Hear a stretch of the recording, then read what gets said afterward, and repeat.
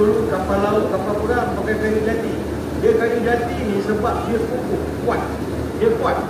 Tetapi walaupun dia kuat, dia memang kuat. Dia takkan, dia serangan anak-anak ini dia tak kalah, dia menang. Tetapi walaupun dia kuat, dia paling mudah nak dipotong dan paling mudah nak diukir. Sebab itu orang Perabot suka mengukir jati.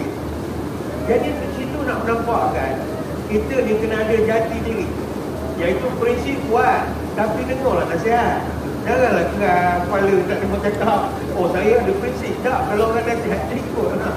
Terutamanya kita ni orang Islam, orang Melayu, jangan sampai lupa diri. Saya ada dulu masa mengaji tu ada satu cerita sastra Arab namanya Rughab Ar-Raqis. Apa makna Rughab Ar-Raqis? Cerita seekor gagak yang menari. Sedap cerita dia. Ada zaman dulu seekor gagak, dia malu jadi gagak. Sebab gagak kan badan hitam, suara tak sedap. Jadi dia lupakan dia tu gagak, dia cuba pura-pura jadi burung lain. Dia pun buatlah berjalan macam burung merak. Kononnya dia tu burung merak lah.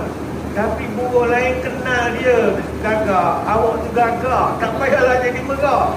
Dia jalan congek tak jadi. Dia tirunya suara burung terkuku, tak jadi sebab dia tak jadi. Orang kata tak payahlah pakai topeng pun kenal awak tu gagak.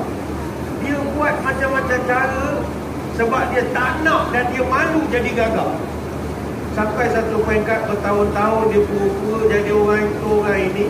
Akhirnya dia kata tak apalah, aku nak balik semula lah jadi gagak. Tak daya dah aku nak pura-pura jadi burung lain. Ketika dia nak balik semula menjadi gagak, dia dah lupa macam mana cara jadi gagak tu.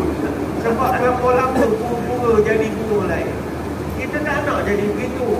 Budak-budak kita berniaga, silakan, tak ada masalah. Tapi jangan lupa kita orang Melayu, kita orang Islam.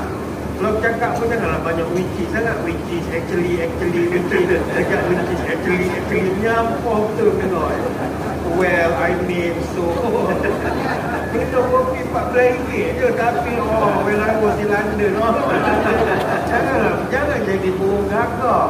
Sebab itu kita, kalau orang Melayu ni dulu, kita bangsa kita jati diri kita. Kita orang biasa. Sebab itu niaga ni bukan bahasa Arab. Niaga ni daripada perkataan Melayu kuno, bahasa Sanskrit. Daripada perkataan niagama.